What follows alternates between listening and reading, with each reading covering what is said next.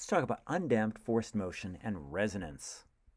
For example, a 10 kilogram mass is attached to a spring hanging from the ceiling, causing the spring to stretch 61.25 centimeters, that's 0.6125 meters. Find the spring constant, sometimes we call it the stiffness. Here's how we'll do it. F equals Ky by Hooke's law.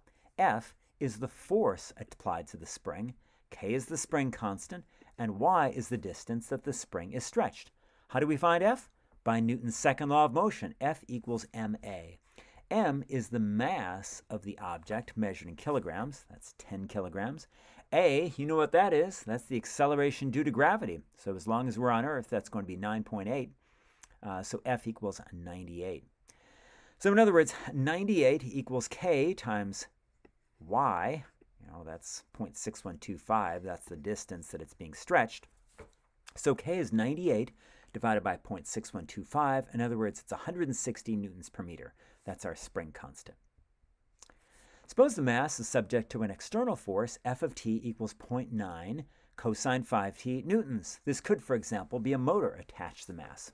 Find the equation of motion y of t if at time t equals 0, the mass is released from a point that is 5 centimeters below equilibrium. Well, our textbook, like many textbooks, interprets that as y of 0 equals 0.05.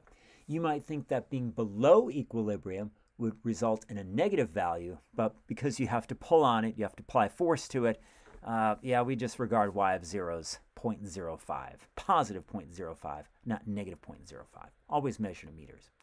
And y prime of 0, the velocity, that's 0, because there's no velocity at time t equals 0. Cool. So now we can solve this using differential equations. If we have an object with mass m attached to a spring with spring constant k, and the damping constant for the system is b, then the position y of t of the object satisfies the differential equation my double prime plus by prime plus ky equals 0. This is called free motion. There is no outside force acting on the object.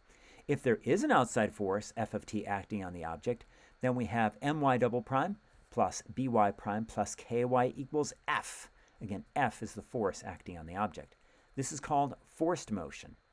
It may be damped, in which case B is not 0, or undamped. Undamped means there's nothing to restrict the movement. So there's no dash pot, in which case B equals 0.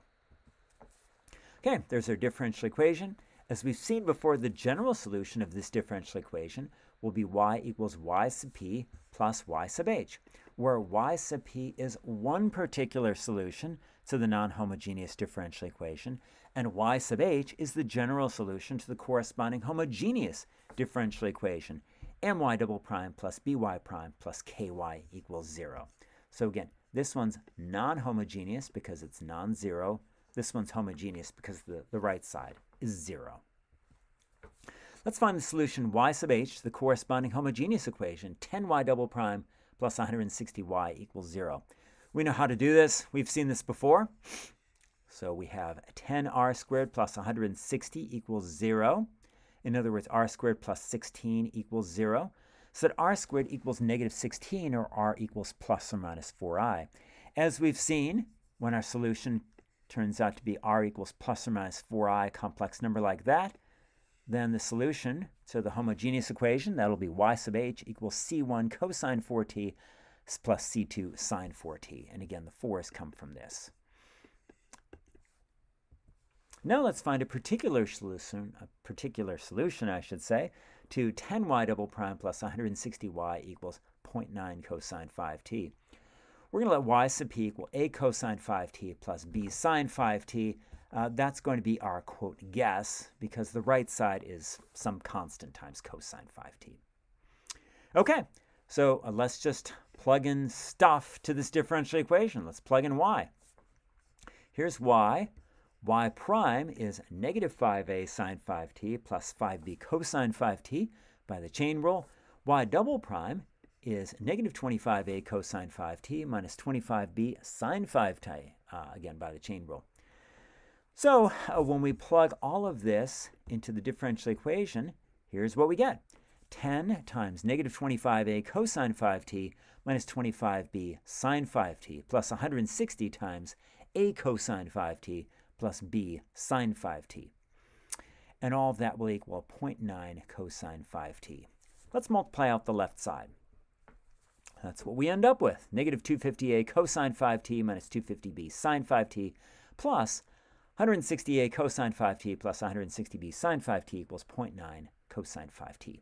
Compare coefficients of cosine and sine. The coefficients of cosine, that's going to be negative 250a plus 160a on the left side. On the right side, we have 0.9 cosine 5t. Compare coefficients. On the left side, we get negative 90a. That's what this simplifies to. On the right side, the coefficient of cosine 5t is 0.9. So divide both sides by negative 90, and we end up with a equals negative 0.01. Compare coefficients of sine. On the left side, we have negative 250b plus 160b. And on the right side, we have 0. There's no sine. So that's just going to be 0. So when we simplify this, we end up with negative 90b equals 0. In other words, b equals 0. So we plug in a and b.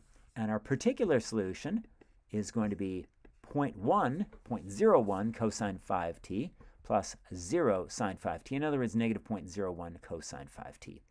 That means the general solution of the non-homogeneous differential equation will be y equals y sub p plus y sub h. Here's our y sub p. There's our y sub h. So this is the general solution of the non-homogeneous differential equation. Now let's plug in the initial values so that we can determine the values of C1 and C2. These are the initial values we're given. So let's plug in t equals 0 into this equation. We get y of 0 is negative 0.01 cosine 0 plus c1 cosine 0 plus c2 sine 0. Well, cosine 0 is 1 and sine 0 is 0. So this just simplifies to negative 0.01 plus c1 equals 0.05. Add 0.01 to both sides, and we end up with c1 equals 0.06. Great. So that's our c1. Now let's find c2. We're going to find c2 by using this initial value. Okay, so we need to find y prime. This is our y. We just found that c1 was 0.06. We can plug that in. The derivative y prime will be 0.05 sine 5t minus 0.24 sine 4t plus 4c2 cosine 4t by the chain rule. Plug in t equals 0. This is what we end up with. Use the fact that sine 0 is 0 and cosine 0 is 1. And we just end up with 4c2 equals 0. 4c2 times 1 is 0. That means that c2 is 0. Okay, so here we have it. This is our solution to the non-homogeneous differential equation. Let's graph the solution. Wow, this is a really weird graph. That's because we've got a cosine 5t and a cosine 4t. So sometimes they're working together, and sometimes they're working against each other, the cosine 5t and the cosine 4t. And that's why we have this strange oscillation pattern. This comes from the motor, and this comes from the spring. So sometimes the motor is working in sync with the spring, in which case you get something like this. And sometimes the motor is working against the spring, in which case you get something like this. It's lower. So for y equals a negative 0.01 cosine 5t plus 0.06 cosine 4t, find the frequency of the external force, that is the motor, and the natural frequency of the system. That would be the frequency of the spring. The period of frequency for a cosine omega t, or a sine omega t, is 2 pi over omega. You may remember that from pre-calculus years ago. So the frequency is going to be the reciprocal, omega over 2 pi. That is not a w. Don't write a w. It's a lowercase Greek omega. So the frequency of the external force, the motor, is going to be 5 over 2 pi, because omega is 5 for the motor. And the natural frequency of the system, the spring, that's going to be 4 over 2 pi. Omega over 2 pi is 4 over 2 pi, which simplifies to 2 over pi. Okay, this was the problem we solved earlier. The mass was subject to an external force, F of t equals 0.9 cosine 5t. What if we didn't have cosine 5t? What if instead we had cosine 4t? Doesn't look like it'll make much of a difference, will it? Well, it makes a huge difference, as we'll see in a moment. So let's find the equation of the mass, y of t, find the equation of motion, If at time t equals 0, the mass is released from a point that is 5 centimeters below equilibrium. So same initial conditions as before. Y of 0 is 0.05, y prime of 0 is 0. Again, we have the same differential equation. It's going to have the same homogeneous value because, yeah, it's not going to, changing the 5 to a 4 isn't going to matter because we're looking at the homogeneous equation. So the solution to the corresponding homogeneous equation is the same as before. C1 cosine 4t plus C2 sine 4t. Now let's find a particular solution to this new non-homogeneous equation. 10y double prime plus 160y equals 0.9 cosine 4t. We're going to let y sub p equal a cosine 4t plus b sine 4t. So we're going to have to find y double prime. So y prime is negative 4a sine 4t plus 4b cosine 4t. Y double prime is negative 16a cosine 4t minus 16b sine 4t. Let's plug those into the differential equation. And we end up with all of this. Multiply out the left side, and here's what we get. Let's compare coefficients of cosine and sine. So the coefficient of cosine is going to be negative 160a plus 160a. We know what that is. And on the right side, we have 0.9 cosine 4t. So we end up with, when we compare coefficients, 0a equals 0.9. And that's not going to work. Yeah, that's impossible. We've seen before what to do in this situation. Okay? If it doesn't work, we want to find a particular solution to a differential equation like this. If our first try doesn't work, then instead of working with a cosine 4t plus b sine 4t, which did not work, we try y sub p equals at cosine 4t plus bt sine 4t. And if that doesn't work, we'll try at squared cosine 4t and bt squared sine 4t. But it'll work.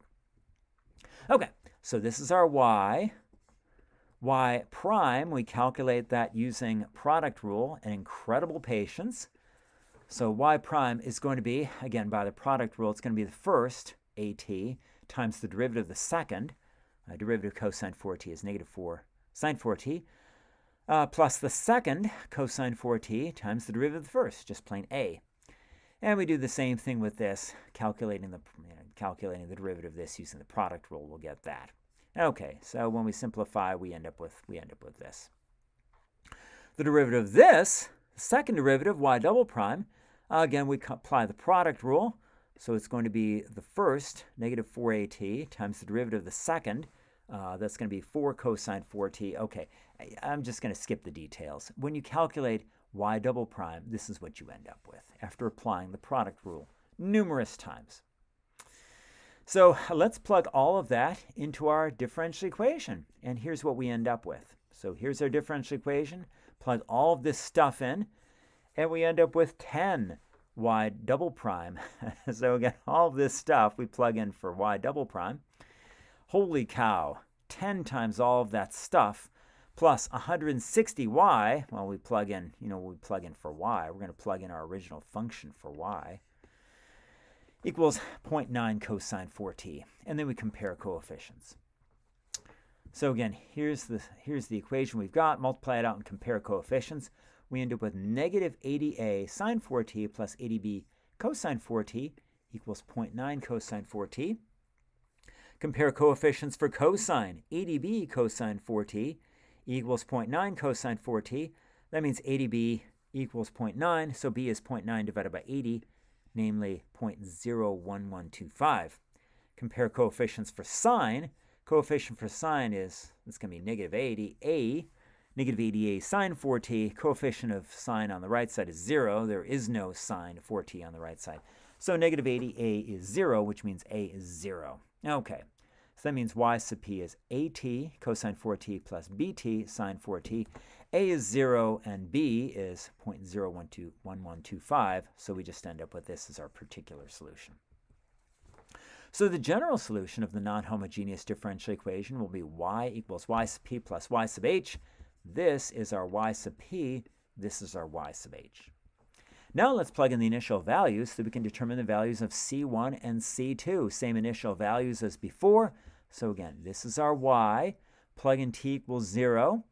And we end up with this, 0.01125 times 0 times sine 0 plus c1 cosine 0 plus c2 sine 0. So we end up with y of 0, 0 plus c1 plus 0, which is 0.05. In other words, c1 is 0.05. Great. Let's find c2. We've already found c1. Oh, goodness. So to find c2, we use the other initial value, namely y prime of 0 equals 0, which means we need to find y prime. So when we take the derivative of this hairy expression, this is what we end up with by the product rule. So it's going to be the first 0.01125t times the derivative of the second, 4 cosine 4t, plus the second sine 4t times the derivative of the first, which is 0.01125. And then we take the derivative of this by the chain rule. We end up with this. Derivative of c2 sine 4t is just going to be 4c2 cosine 4t. Plug in t equals 0. We end up with all of this. Mercifully, sine 0 is 0. All of that simplifies to 4c2 times 1 equals 0. This is the only expression that survives. So that means 4c2 equals 0, which means c2 equals 0. We did all of that work for nothing. Dad joke there. Y equals 0.01125t sine 4t plus 0.05 cosine 4t. So let's graph the solution. So what the solution looks like? Looks kind of strange. That's if we graph it from 0 to 20. What happens if we expand it and go from 0 to 80? Whoa!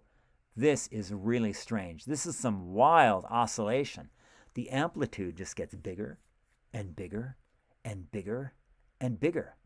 This is what we call resonance. More precisely, resonance is the extreme oscillations that occur when the frequency of the external force is the same as the natural frequency of a system. So in our case, it was the motor and the spring. So in the previous example, the motor and spring, sometimes they help each other out, sometimes they accentuate each other, and sometimes they cancel out. But in this case, they're just accentuating each other all the time. So we end up with some wild oscillations. So let's find the period and frequency of the motion due to the spring.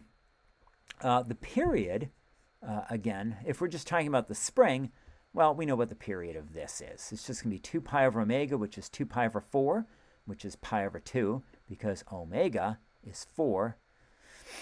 And the frequency is going to be 2 over pi cycles per second. It's just the reciprocal. Omega over 2 pi, which is 4 over 2 pi, or 2 over pi cycles per second. Now let's find the frequency of the motion due to the external force. The external force is 0.9 cosine 4t, so the frequency of the external force is also 2 over pi. And that's what leads to the resonance, because the frequency of the motor and the frequency, the external force, that is the motor, and the natural frequency of the system due to the spring, they're the same. Here's a real-life example of resonance. What happens when you get behavior like this, oscillations with increasing amplitude that eventually destroy the system. In 1831, British soldiers were marching 4 abreast across the Broughton Suspension Bridge in England. Their marching in step matched the natural frequency of the bridge. So it wasn't a motor that was the external force. It was the vibrations caused by their footsteps. The extreme vibrations caused the bridge to collapse before anyone made it to the other side. This disaster led to the practice of soldiers breaking step while crossing a bridge. There are other resonance examples, some cool videos online of the Millennium Bridge in London and breaking a glass with sound. Very cool.